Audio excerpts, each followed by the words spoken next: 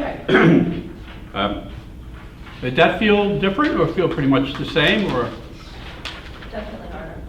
Definitely different results for Jeff, right? Yeah. Well, thankfully, that's not the way the test is presented.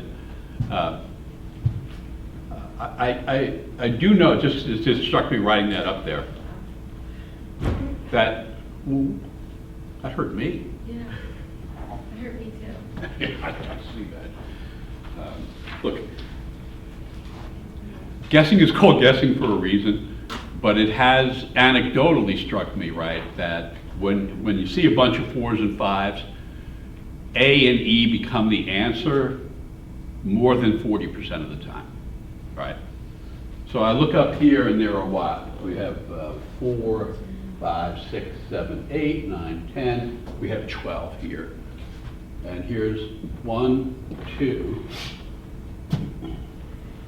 3, 4, 5 of the 12 answers are A or E. You know,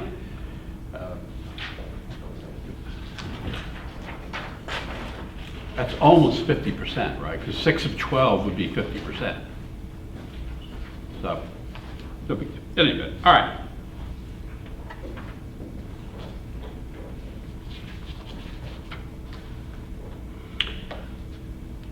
So, if we were to look at these first 4 questions over here, did anybody get all 4 right? Okay. Oh, good. Okay, we go. And if I look here at 1, 2, 3, 4, 5, 6 of these over here, how about 4 or more right? 4 or more right. Good. That's really good. How about these 2? Anybody get these 2 right? Okay. All right. So I wait for guidance on you. Again, I can do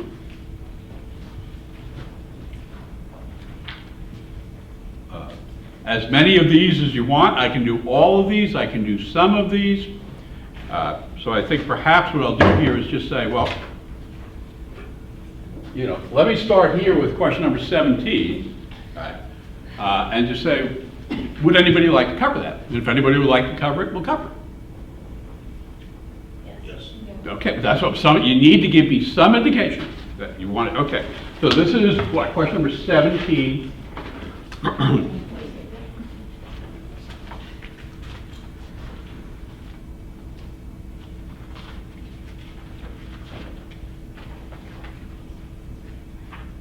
And this is the case of the rocket engines. All right. So again, we're just building on what we did this morning.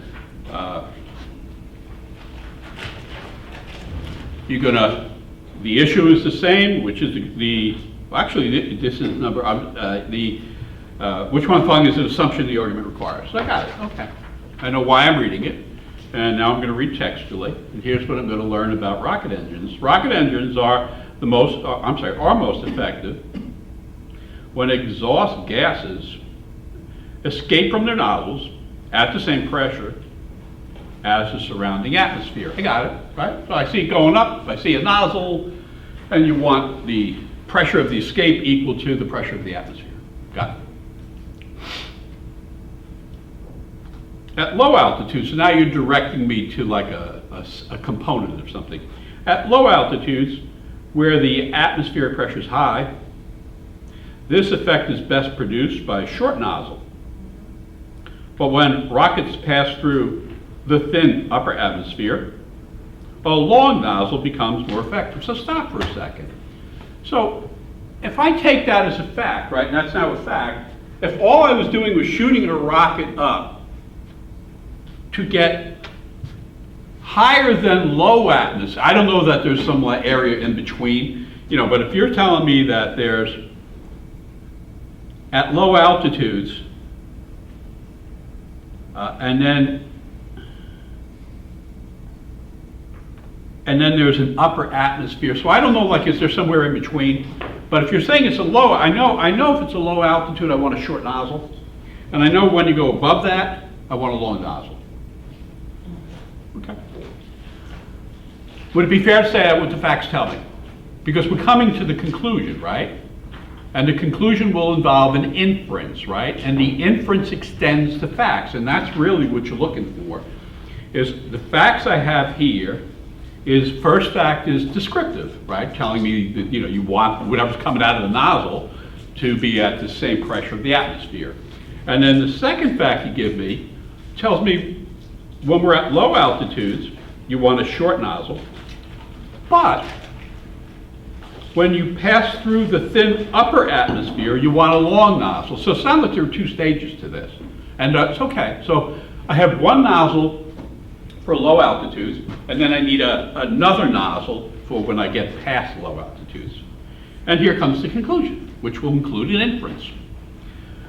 Thus, to work most effectively throughout their ascents, all rockets must have, so there are no exceptions, all rockets must have both short and long nozzles. I got it, and I know what the answer is. Doesn't that assume that this spacecraft will go through both stages? Do you see it? That'll be the answer. That's going to be, I know it's going to be the answer. And all you're doing is breaking it down. Does everybody, so it's not like, I don't see that as something that needs any overthinking. But you're changing the way you read. Does everybody see it? Again, I don't mean to be a jerk. I mean, this is really clear to me. You give me a fact which is descriptive, okay, which really doesn't play any role in it. That's that first sentence, right? The second sentence gives me the information about the nozzle and low altitude, and a different nozzle when you pass the low altitude. And the conclusion is, so you need both nozzles. Okay, well then you have to pass both of those things. Does that make sense? And is there anybody who couldn't do that? Because that's the IRAC thing. That's what we're doing, right? We're saying, okay, I know why I'm reading it. I'm reading it for an assumption, right? But I've changed the way I read. So I'm reading this argument not the way I would read a newspaper. And that is textually with analysis, which produces my conclusion. So now I'm just looking, all right, what answer choice got me there? A, equipping rocket's engines with both short and long nozzles is not significantly more difficult than equipping them with nozzles of equal length. Who in God's name would pick A if you had done this analysis? You know what I'm saying? If you hadn't done the analysis, that's fine. But am I missing something? If you had taken the time to understand what the writer wrote, how could you ever pick A?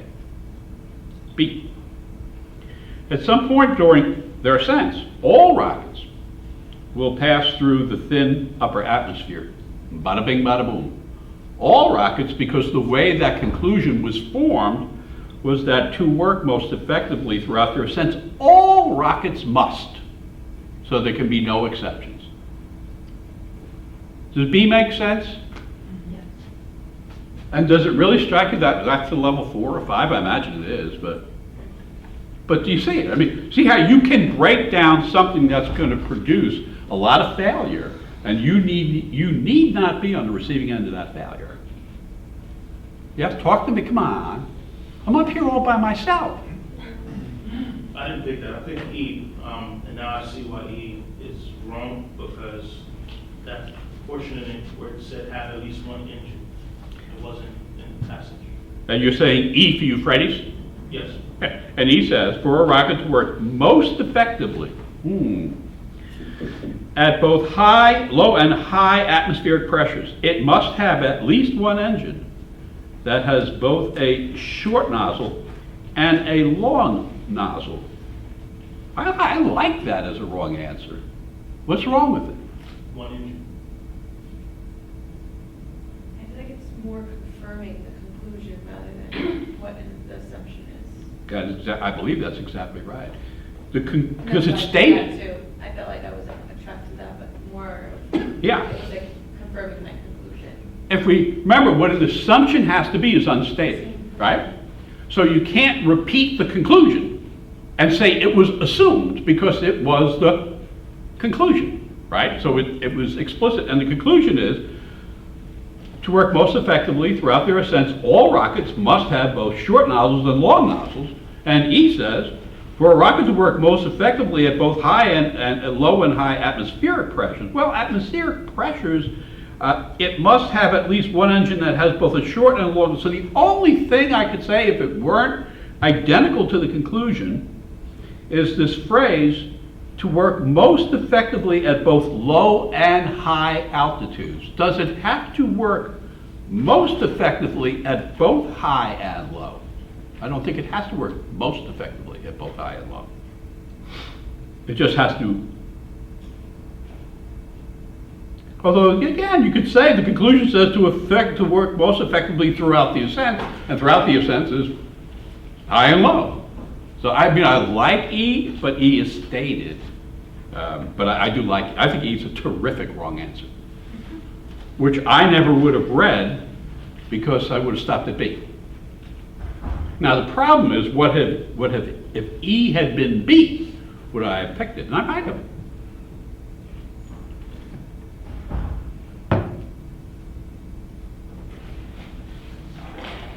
Okay, so that was 17. Now, which is 19. Ah, 19 is special. Justin? Oh, I definitely need to. I'm sorry? I definitely need you to go over it. Oh, yes. Oh, me too. 19. I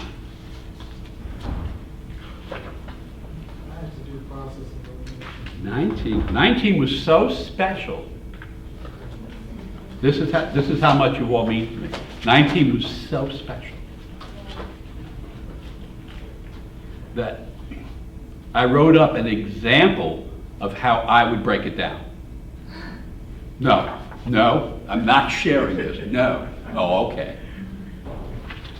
So, and you'll see there's one on the other side of it. That's a flaw issue. This is the way I would proceed. So we'll go over this. But I mean, I love 19 because I look at 19 and I said, huh? I figured it out.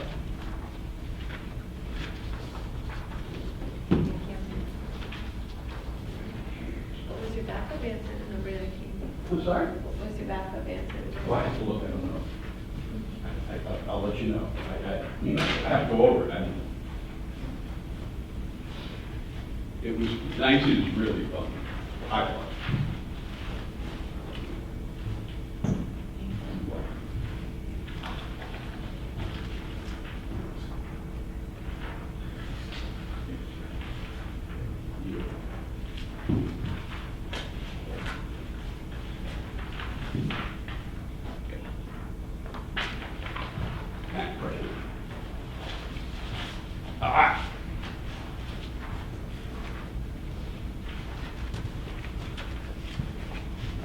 Okay.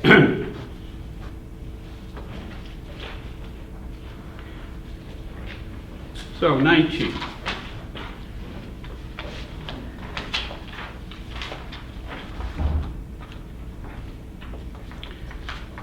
Which one of the following is the assumption on which the argument depends?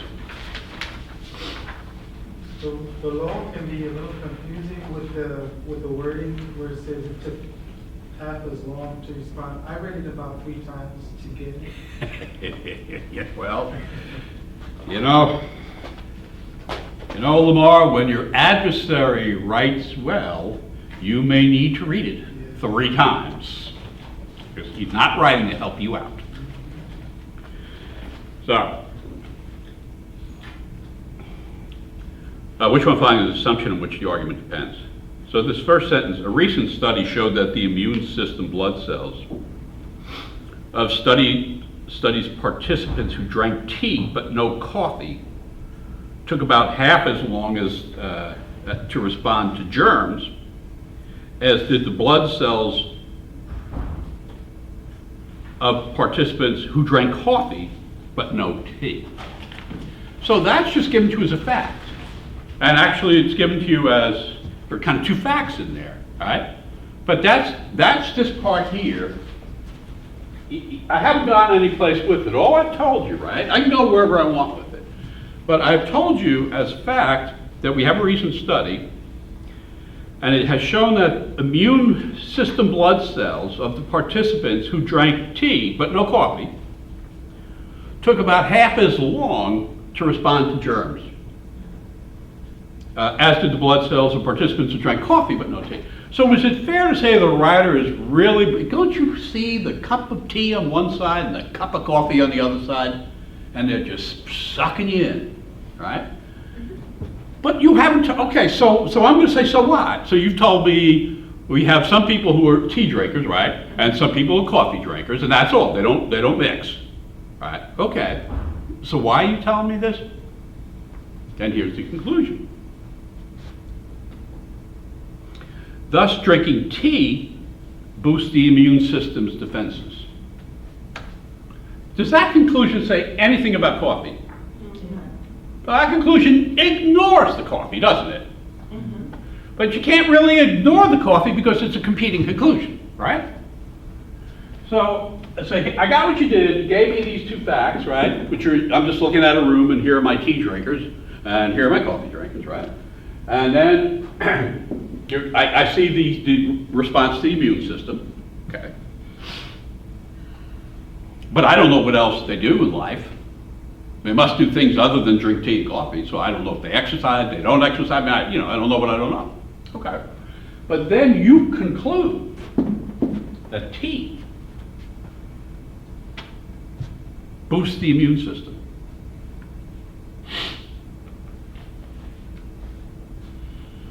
So when you conclude that tea has boosted the immune system, haven't you assumed that coffee does not block the immune system?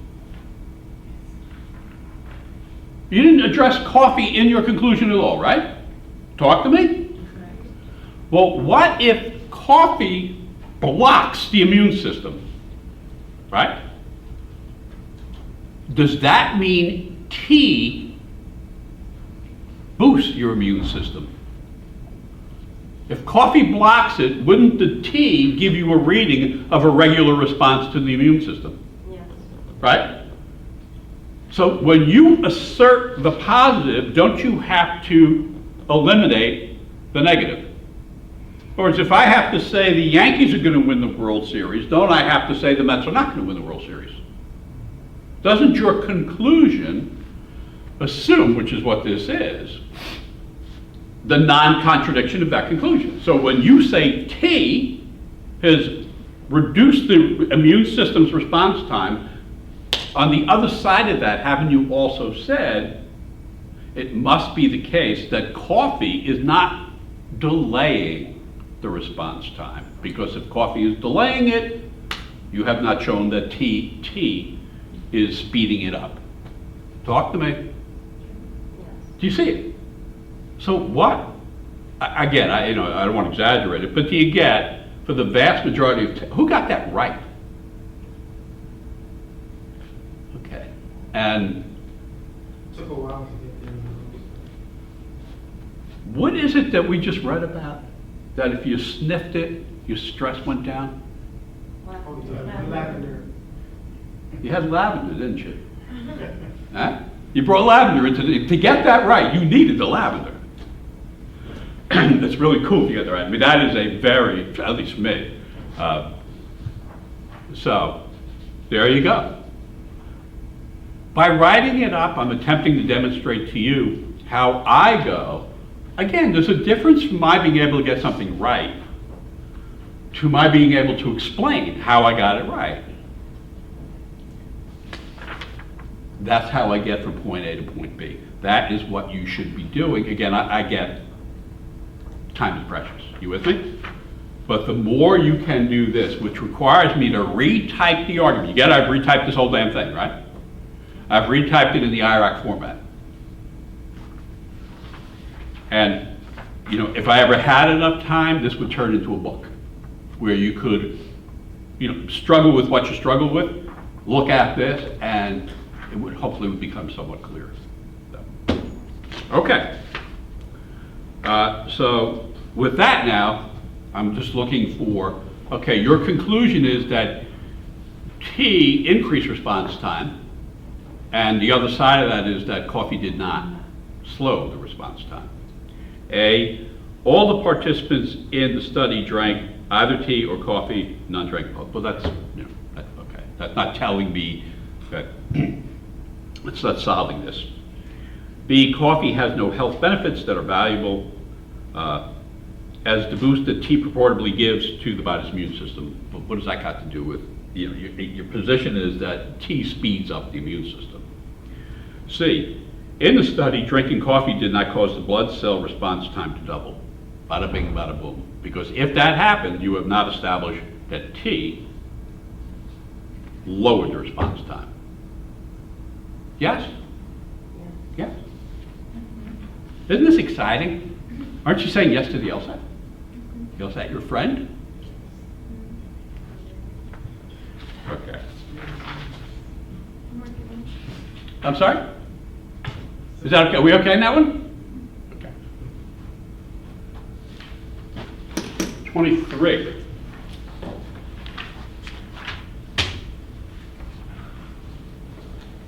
Does anybody want to go over 23? No? Yes? No? Okay. 25. 25 being, Yes. it was a yes, I hear a yes. Now, if you're a silent yes, you can't be a silent yes. You with me? If you want to go over something, you got to say, no, I want to go over it.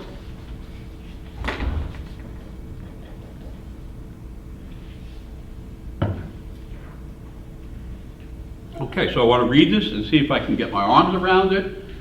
The issue, the argument depends on which one of the following.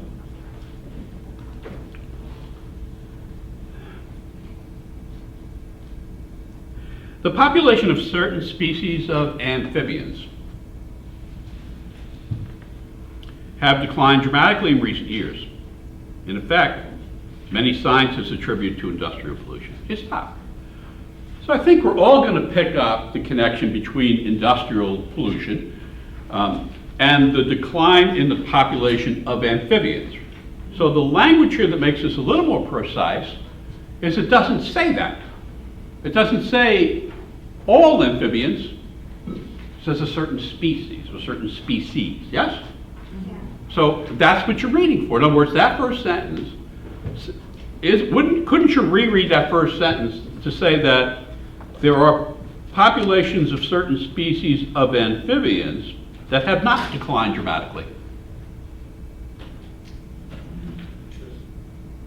In other words, if you're going to say certain species of amphibians decline dramatically, didn't you also say not all species decline dramatically? Yes. Talk to me, right? Yes. And then the flip of, again, it's no different from, if it's heads, it's not tails. What you say excludes other things. So as I reread this, I'm saying, okay, you said certain species, I got it. And many scientists, which means not all scientists, but in the fact that many scientists attribute to industrial pollution. Okay. However, most amphibian species, now wait a minute.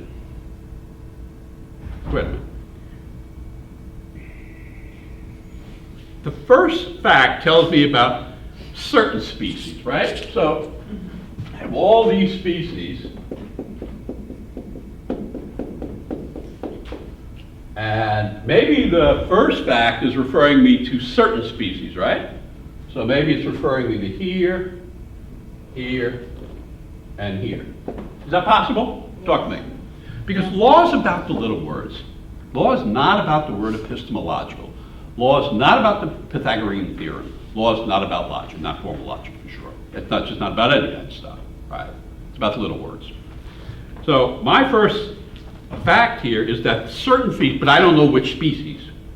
If there were 100 species, could certain species have identified 3 of 100? Talk to me. Yes.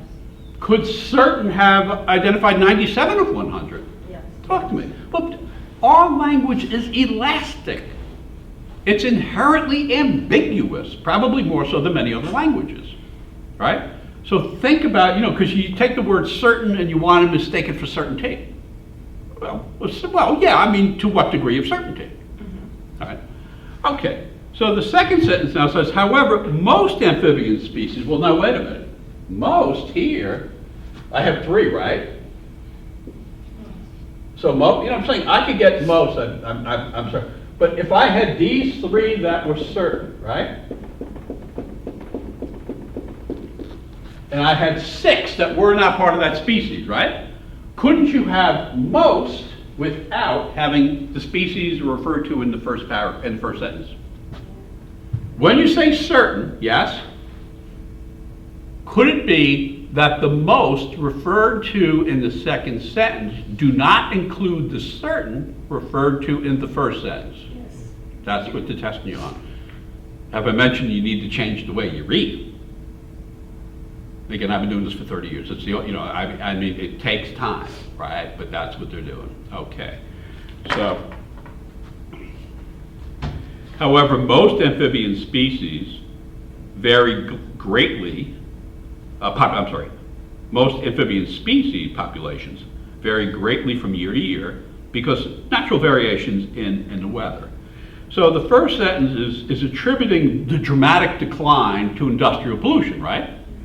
But the second sentence is saying for most amphibian species, there are going to be dramatic declines based on other factors like weather. Do you guys see it? Yes. Right? So if you read the most amphibian in the second sentence as no different from certain species in the first sentence, you're toast. Because then you're now they're interchangeable. And you're not going to see the assumption. And then the conclusion here, it is therefore impossible to be sure that the recent decline in these amphibian populations is due to industrial pollution. So we want to maintain the position that it is impossible, right? So for it to be impossible, doesn't it have to be the case that these species do not fall into, the certain species do not fall into the most species? Right, again, if you review what they have here,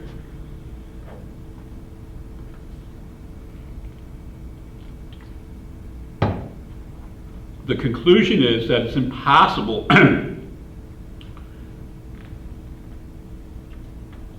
to be sure that the recent decline in the amphibian populations is due to industrial pollution.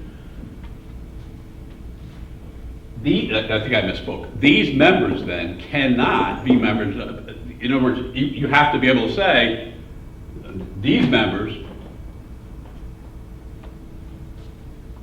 if you're in this group, it's impossible to know, right? Therefore, when you say it's impossible, you're saying no member of this group is a member of that group. No member of that certain species would be a member of the species, of the, so how's that for a touch of love? So there, A says, the amphibian species whose population declines have been attributed by many scientists to industrial pollution are not known to be among those species whose population do not vary greatly as a result of natural variations. That is correct. Because if they do belong to that, then you're dead. So how's that for spinning your head?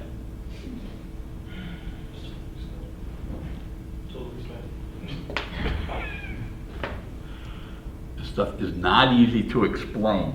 So, if it's not being explained well, that's on me. Do you guys see it or not? But that's what I want you, even if you don't fully see it, right? There is absolutely no doubt that this argument pivots on the difference between certain species and most species, right? And the argument now going to assume that the certain species are part of the most species, or that the certain species are separate and distinct from most species? That's where the argument will proceed. So, all right.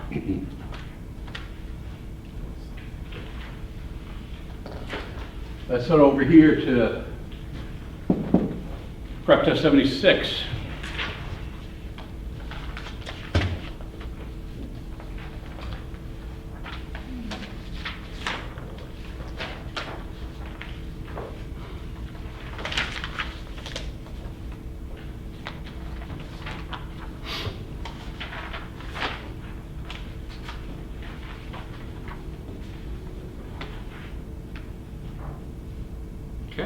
here we have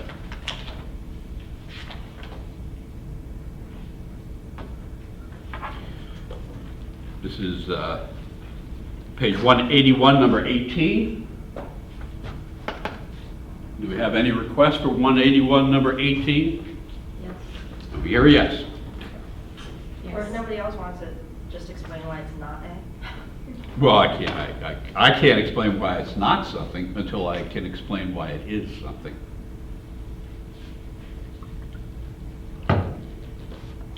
But again, think about the other message here.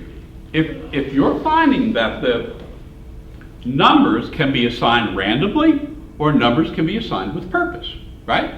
Everybody agree with that? And if they're assigned randomly, then we should expect a random distribution of things that are straightforward and things that are challenging.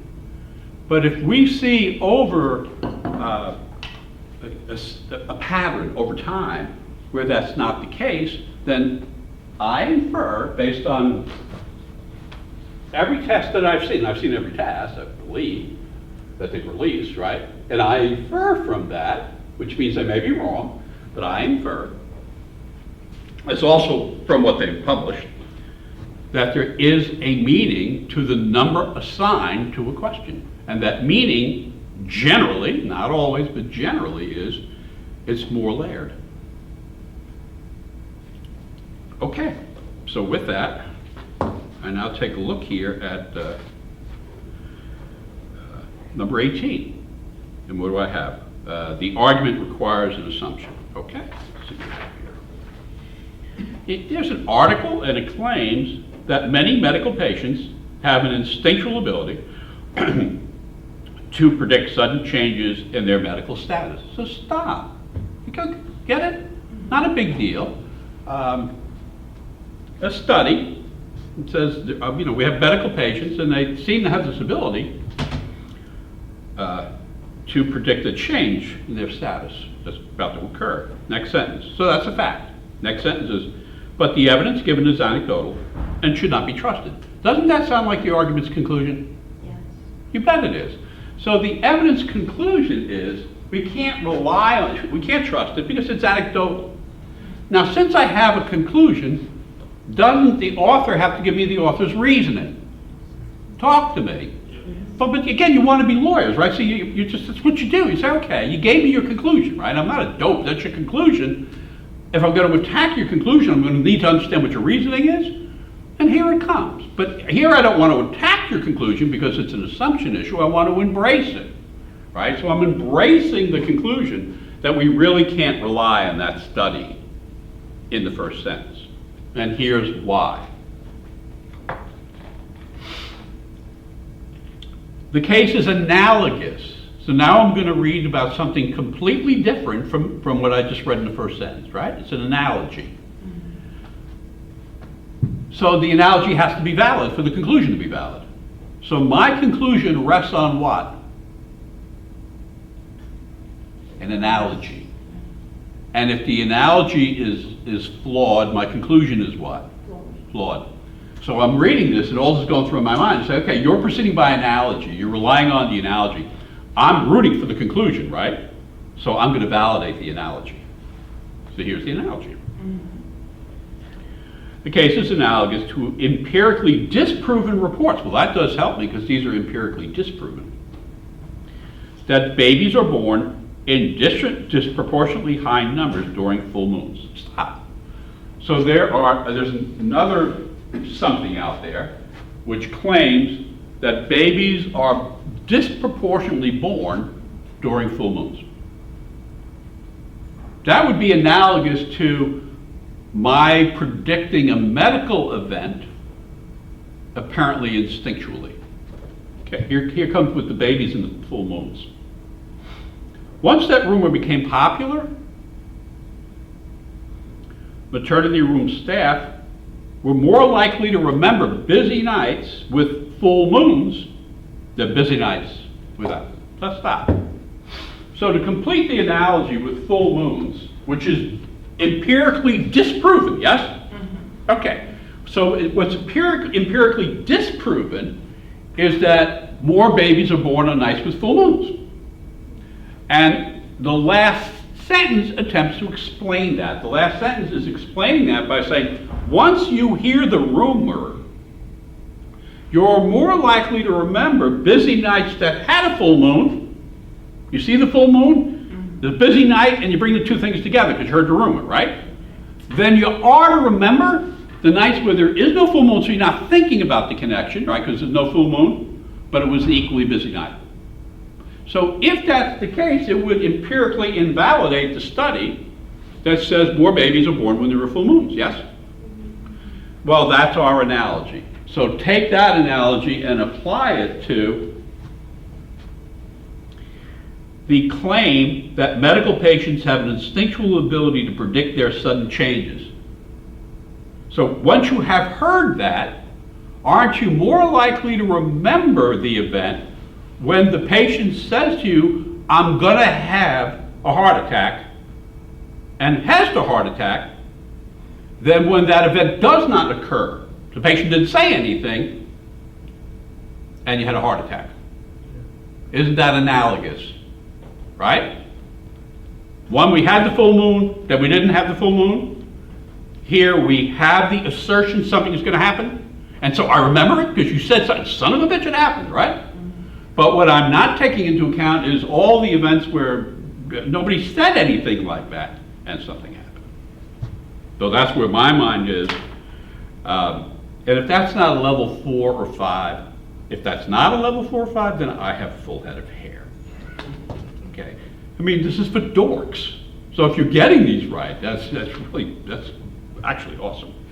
So A, is this the assumption that the article claiming that medical patients can instinctually predict sudden changes in their medical status will soon be empirically disproven? That's a prediction, that's not an assumption. It doesn't have to be soon disproven or proven. B, patients' predictions of sudden changes in their medical status are less likely to be remembered by medical staff if no such change occurs. Sign me up. It's just parroting the analogy. Do you guys see it? Well, I just didn't like it because, I don't know, there's nothing to say that the first claim was through statements by medical staff, or recollections of medical staff. Well, but you're relying on the analogy. You're relying on the information that's produced in the analogy. So in the analogy, you're told that once the rumor became popular, maternity room staff. So that's the analogy. That's what you're relying on. So if it's true of maternity room staff,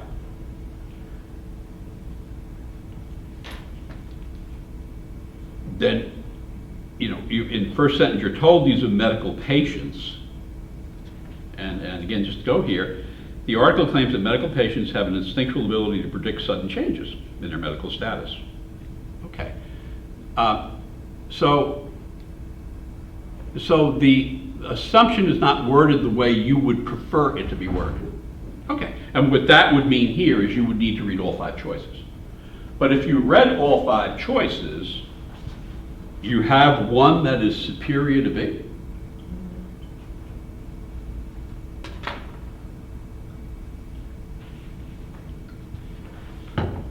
The silence, consent, dispute, or silence, just silence. I don't know. Okay, and that's fine. Again, this I is, think that I probably get this wrong all over again.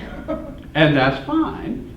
The way to, if that can be avoided, right? And again, you want to have it in the context of, is this where you want to be on a 35-minute test with 25 questions? Yes. Right, right. But you're not there now, you're in preparation, right? So the way to go from I don't get it to I get it, if that is a trip that can be completed, is to do to question number 18 what I did to that prior question, where you sit down sentence by sentence, right? You're never going to read this hypothetical again, so this is never going to appear again. But what will appear again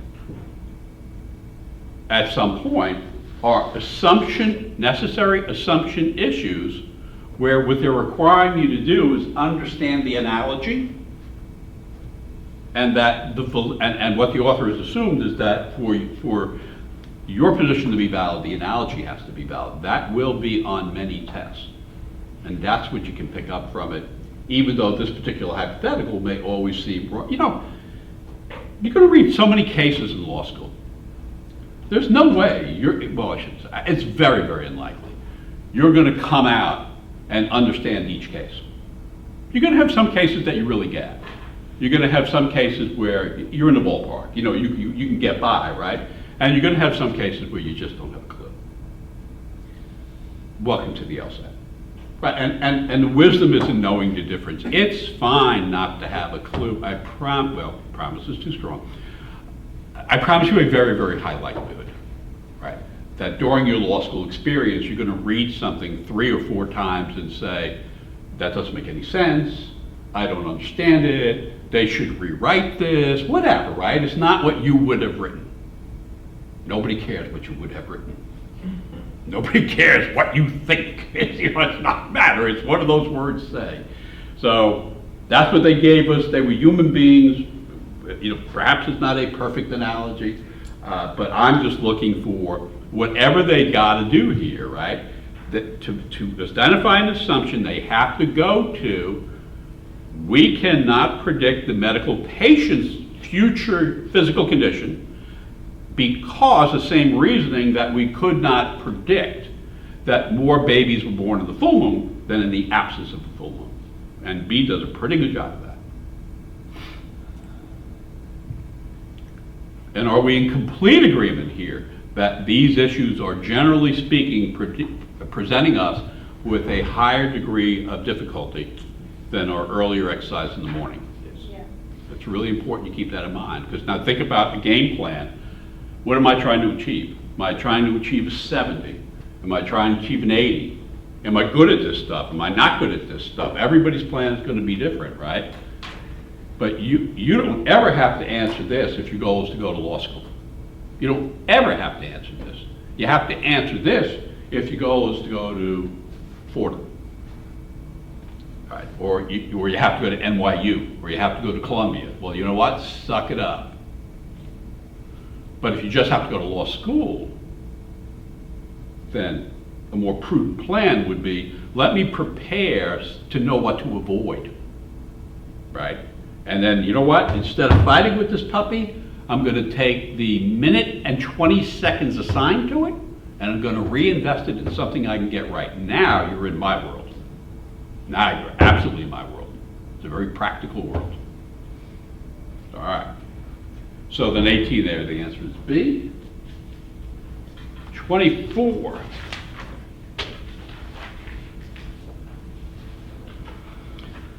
Any requests for 24? Yes. Yes? Okay.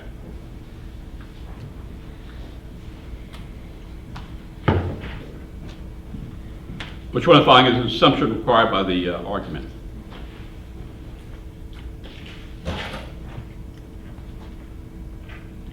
It has been said that authors who write in order to give pleasure cannot impart to the readers the truth of their subject matter.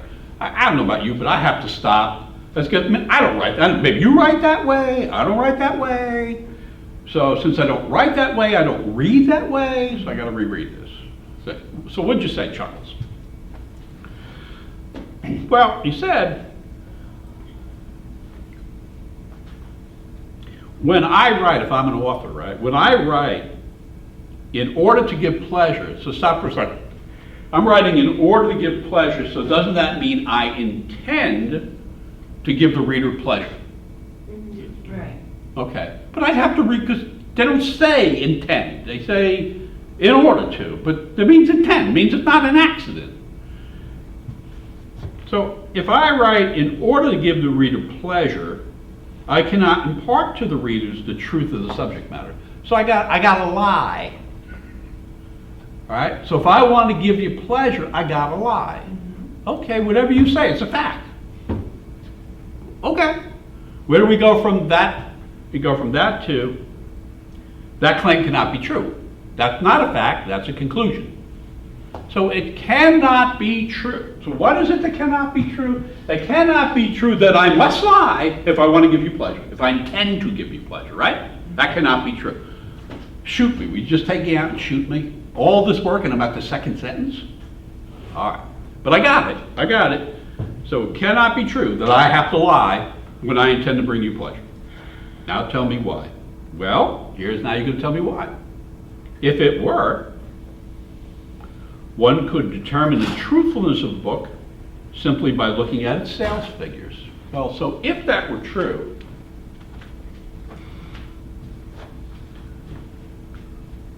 you could just look at popular books. So I would just be looking at the sales figures because they would be the ones intended to bring you pleasure, and then you would know that every popular book was lying to you. Okay. If the book were very popular, which means I what? If the book's very popular, what have I done? Lied. That's what I love to do. All right? So if the book were very popular, it's at the charts, #1, I lied. If the book were very popular, one could reasonably conclude that it gave people pleasure. Yeah, that's why it's #1. And therefore, that at least that some of what was written in the book is not true. Yeah, I lied. So that conclusion that if the book, so the conclusion is it cannot be the case. The claim cannot be true. What claim cannot be true? The claim cannot be true that if I intend to give you pleasure, I have to lie. And you wrap up with by saying, well, if you look at a popular book, the top of the list, you're going to find, you would have to find that at least some of what is written in the book is not true.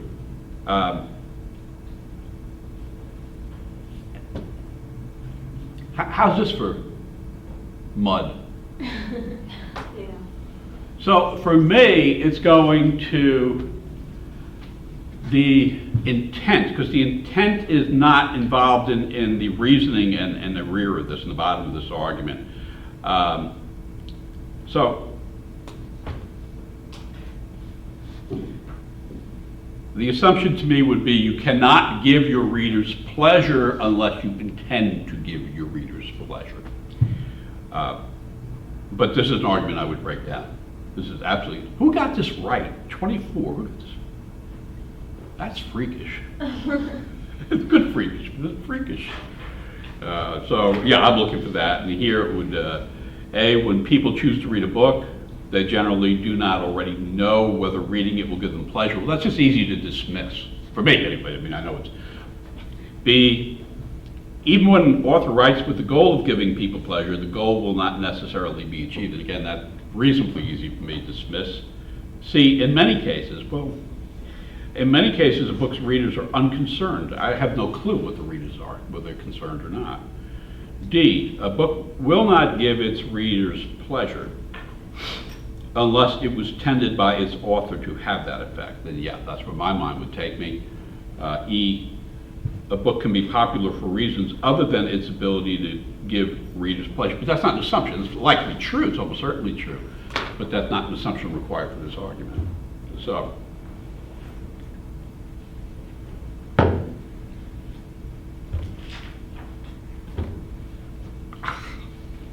stuff is hard. Okay, let's go over here to 196, number 16.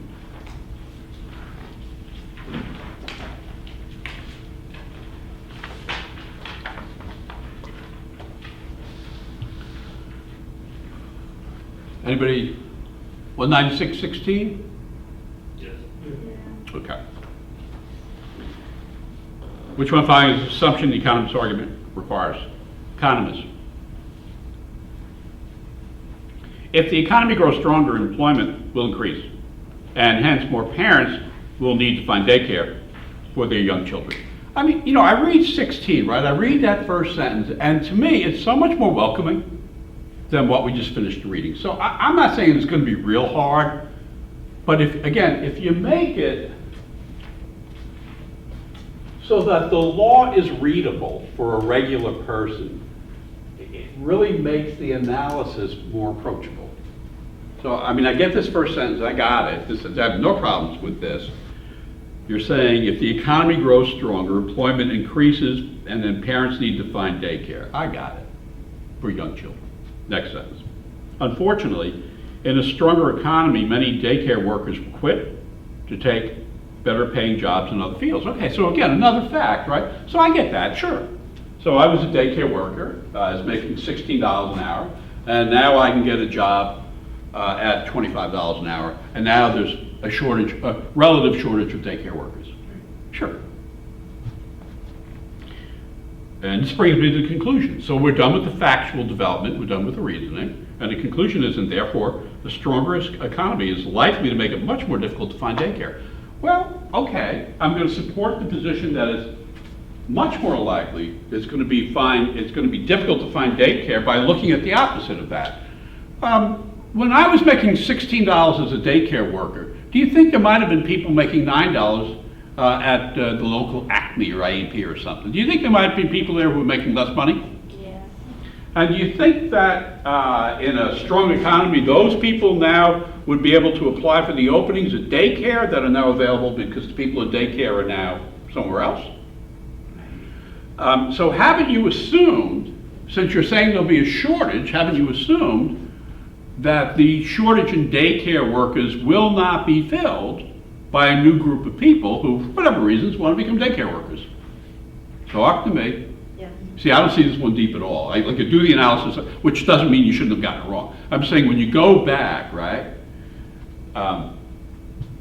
it seems to me, right, if you can understand the argument, you got a really good shot at getting it, and just don't rush and read. But if you can't understand the argument, spending time there is just not worthwhile.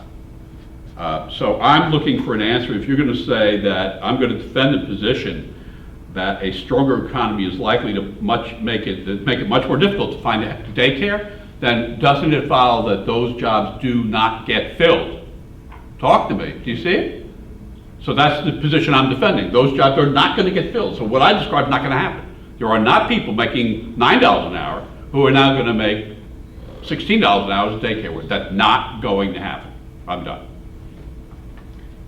A, if the economy grows stronger, most of the new jobs that are created will be in fields that pay well.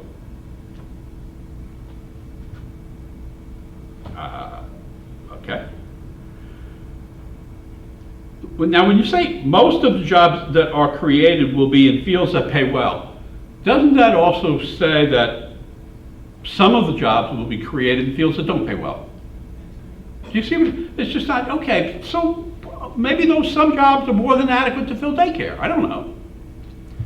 B, if the economy grows stronger, the number of new daycare workers will not be significantly greater than the number of daycare workers who move to better paying jobs in other fields. How does that sound? Talk to me.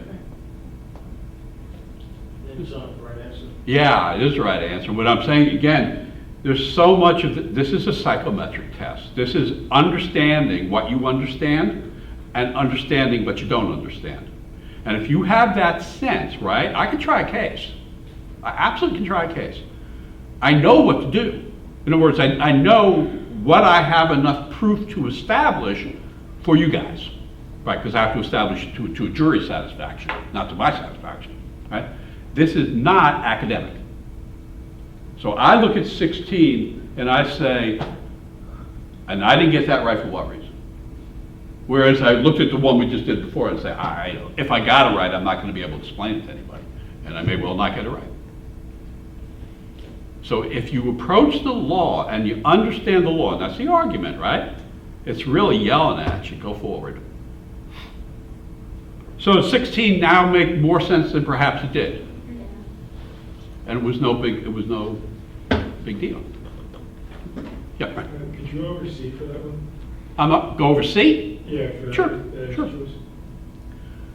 C says that if the economy grows stronger, the number of workers employed by daycare centers is likely to decrease. So if the economy grows stronger, the number of workers employed by daycare centers is likely to decrease. But the conclusion is that it will be much more difficult to find daycare. So if, you know what I'm saying supply and demand. So if the demand contracts, because we're not going to be hiring as many daycare workers, right? Doesn't it become less likely supply will be a problem? Do you see that? I'm just seeing supply and demand, right? So you're saying here in C, the number of workers employed will go down. Doesn't it make it easier then to fill it? Yeah. Because demand went, yeah, for me. But I think that's great. No, I think they're evil. And I think it's a great wrong answer. Okay, that was 16. 18. Anybody want to do hairless dogs? Yes. Yes. Wow. Anybody here in PETA? Where'd the hair go? So lovely. Yeah, that's so ugly. It was painful to picture it in my head. I was enjoying it. Right. They're cute, right? They look like little chihuahuas. They got no hair. And that's so cute. All right. Again, try not to, look, I guess what I'm saying is try not to overthink it. And when you have to overthink it, avoid it. You know, if you're not going to Yale, don't try to get a score to get you to Yale. All right? It's not a macho test, it's a psychometric test. It's like, what do I got to achieve and how do I get there? That I can do. 18. All right, the issue, which one of the following is an assumption the argument requires? Got it. Okay. For several centuries, there have been hairless dogs in western Mexico and coastal Peru. Okay? I didn't know that western Mexico was contiguous with coastal Peru, but I guess it doesn't matter. But what I now know is there were hairless dogs several centuries ago in both places. So that's a fact. Okay. It's very unlikely that a trait as rare as hairlessness, oh thanks. Well, they don't think about me when they write this. It's very unlikely that a trait as rare as hairlessness emerged on two separate occasions. So I'm now given a fact saying, you know what, it's not likely these are two independent events. Okay, I got it. Since the dogs have never existed in the wild, and the vast mountainous jungles separating these two regions would have made overland travel between them extremely difficult centuries ago. I'm stopping. There's a lot of words here. It's a run-on sentence, and I'm saying, you know what? Time out. Because I got it. I got the hairless dogs. I see them running around. Right? I mean, you're telling me they're not two independent events. I got that. So you're connecting the two. And now you're saying to me, well, they never existed in the wild, which means they had to be domesticated. Yeah? Okay. And there's this mountainous stuff in between, and you don't say it's impossible to get over that stuff, right? But you say it would have made it extremely difficult. So is extremely difficult something that's possible? Talk to me. Yeah. Could they have said impossible? Yes. They did not. They said extremely difficult. Okay, and I get that. So you say the overland travel made it extremely difficult centuries ago. Common. The dogs must have been transported from one of these regions to the other by boat, probably during trading expeditions. So the conclusion is you went by boat, yes? And it's a perfectly reasonable argument. It's a perfectly reasonable inference that you went by boat because it was extremely difficult to go through those mountains, right? And they weren't wild